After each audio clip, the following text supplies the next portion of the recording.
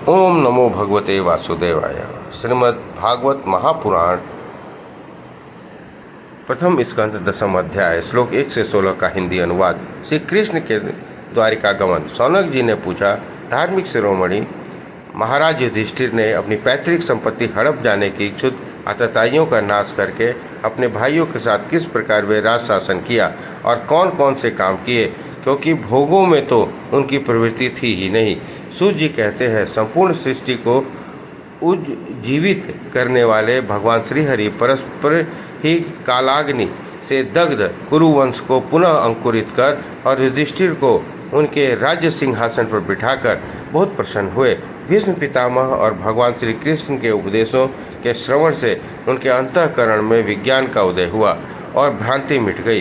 भगवान के आश्रय में रहकर वे समुद्र पर्यंत सारी पृथ्वी का इंद्र के समान शासन करने लगे। भीमसेन आदि उनके कई भाई पूर्ण रूप से उनकी आज्ञाओं का पालन करते थे। युधिष्ठिर के राज्य के आवश्यकता अनुसार यथेष्टा वर्षा होती थी। पृथ्वी में समस्त अभिष्ट वस्तुएं पैदा होती थी।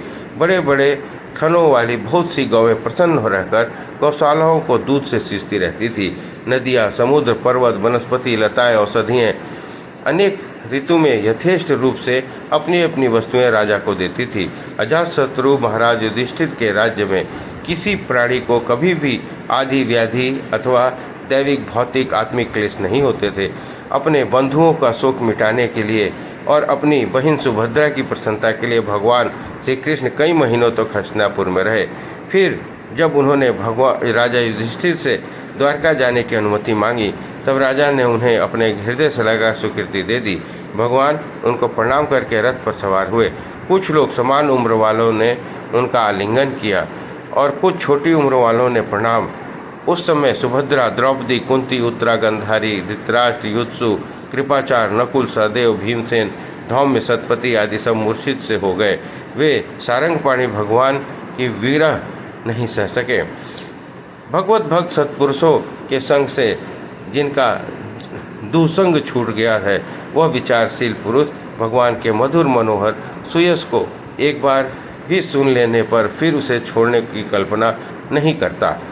यही उन्हीं भगवान के दर्शन और स्पर्श से, उनके साथ आलोप करने से तथा साथ ही साथ सोने, उठने, बैठने और भोजन करने से जिनका संपूर्ण हृदय उन्हें समर्पित हो चुका था, वे पांडव भला उनका विरह कैसे सह सकते थे। उनका चित्त द्रवित हो रहा था। वे सब निर्निमेष नेत्रों से भगवान को देखते हुए स्नेह बंधन से बंधकर जहाँ तहाँ दौड़ रहे थे। भगवान श्री कृष्ण के घर से चलते समय उनके बंधुओं की स्त्रियों के नेत्र उत्कंठावश उमड़ते हुए आंसुओं से भर गए, परंतु इस भय से कि कहीं यात्रा में कोई अपशुगन न हो जाए, उन्होंने बड़ी कठिनाई से उन्हें रोक लिया। भगवान के प्रस्थान के समय मृदंग, शंख, भेरी, वीणा, ढोल, नरसिंहे, धुंधुरी, नगाड़े, घंटे, दुदुम्बी आदि बजने लगे। भगवान का दर्शन की लालसा से कुरुवंश की स्त्रियां अट्टारियों पर चढ़ गईं और प्रेम, लज्जा और मुस्कान से युक्त चितवन से भगवान को देखती हुई उन ऊपर पुष्पों की वर्षा करने लगी। दसम अध्याय श्लोक 17 से 28 का हिंदी अनुवाद। उस समय भगवान के प्रिय सखा घुंघराले बालों वाले अर्जुन ने अपने प्रियतम श्री कृष्ण का वह श्वेत छत्र, जिनमें मोतियों की झालर लटक रही थी और जिनका डंडा रत्नों से बना हुआ था, अपने हाथों में ले लिया। उद्धव और सात्विकी बड़े विचित्र चंवर डुलाने लगे। मार्ग में भगवान श्री कृष्ण के चारों ओर फूलों की वर्षा होती रही। बड़ी ही मधुर झांकी थी।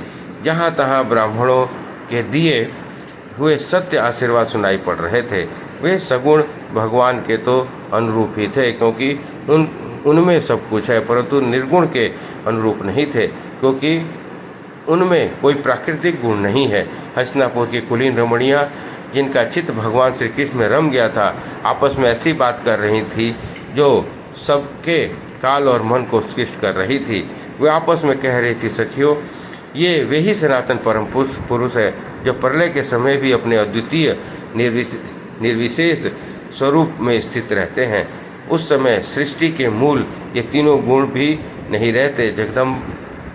जगदात्मा ईश्वर में जीव भी लीन हो जाते हैं और महत्व आदि समस्त शक्तियाँ अपने कारण अव्यक्त में सो जाती हैं।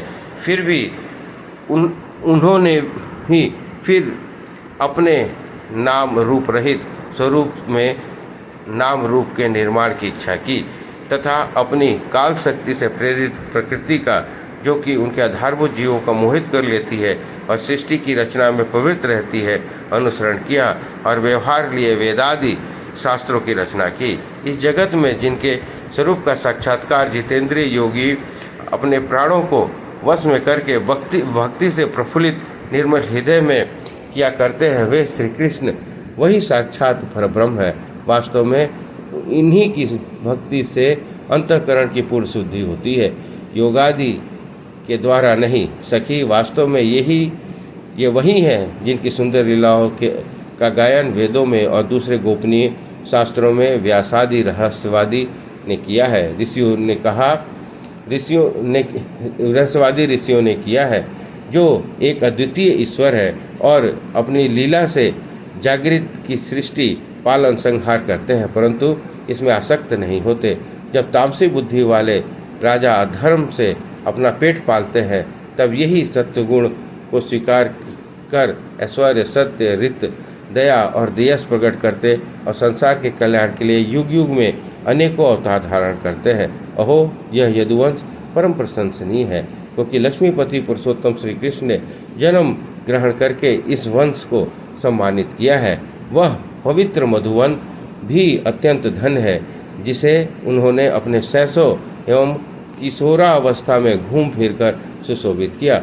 बड़े हर्ष की बात है कि द्वारिका ने स्वर्ग के यश का तिरस्कार करके पृथ्वी के पवित्र यश को बढ़ाया है। क्यों न हो वहाँ की प्रजा अपने स्वामी भगवान श्री कृष्ण को, जो बड़े प्रेम से मंद मंद मुस्कुराते हुए अपने कृपा दृष्टि से देखते हैं, निरंतर निहारती रहती है। सखी, जिनका इन्होंने पानी ग्रहण किया है, उन स्त्रियों ने अवश्य ही व्रत, स्नान, हवन आदि के द्वारा इन परमात्मा की आराधना की होगी, क्योंकि वे बार बार इनकी उस अधर सुधा का पान करती हैं, जिनके स्मरण मात्र से ही वज्र बालाएं आनंद से मूर्छित हो जाया करती थी। 10वां अध्याय श्लोक 29 से 36 का हिंदी अनुवाद। वे स्वयंवर में शिशुपाल आदि मतवाले राजाओं का मान मर्दन करके जिनको अपने बाहुबल से हर लाए थे तथा जिनके पुत्र प्रद्युम्न, साम, आम्ब आदि हैं, वे रुक्मिणी आदि 8 पटरानियां और भौमासुर को मारकर लाई हुई हैं। इनकी हजारों अन्य पत्नियां हैं। ये वास्तव में धन्य है, क्योंकि इन सभी ने स्वतंत्रता पवित्रता से रहित स्त्री जीवन को पवित्र उज्ज्वल बना दिया है। इनकी महिमा का वर्णन कोई क्या करे। इनके स्वामी साक्षात कमल नयन भगवान श्री कृष्ण हैं, जो नाना प्रकार की प्रिय चेष्टाओं तथा परिजात आदि प्रिय वस्तुओं की भेंट से इनके हृदय में प्रेम और आनंद की अभिव्यक्ति करते हुए कभी एक क्षण के लिए भी इन्हें छोड़कर दूसरी जगह नहीं जाते।